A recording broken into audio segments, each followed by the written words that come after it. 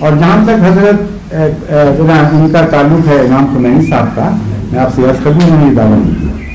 وہاں ہو رہے ہیں آج تک، یہ امر واقعہ کے خلاف ہے. انہوں نے ہرگز دعویٰ نہیں کیا. اصل بات میں اس کو جاتا ہوں، امام خمینی نے یہ دعویٰ کیا ہی نہیں. ان کا عقیدہ اگر آپ سمجھیں تو وہ عملاً سارے شیعہ ائمہ اپنے آپ کو نائب امام کہتے ہیں. ان کا عقیدہ یہ ہے کہ امام موجود ہے، زندہ آ چکا ہے، وہ کل کی راہ نہیں دیکھ رہے، وہ یہ کہتے ہیں کہ وہ دوبارہ واپس آئے گا. اور ایک امام کی موجودگی میں جسے خدا بنا چکا ہے کوئی دوسرا امام بن ہی نہیں سکتا. اس لیے وہ کہتے امام ہیں لیکن ان کی مراد یہ ہوتی ہے کہ ان کی نیابت کر رہا ہے ان کا قائم مقام، اس لیے وہ دعوی نہیں.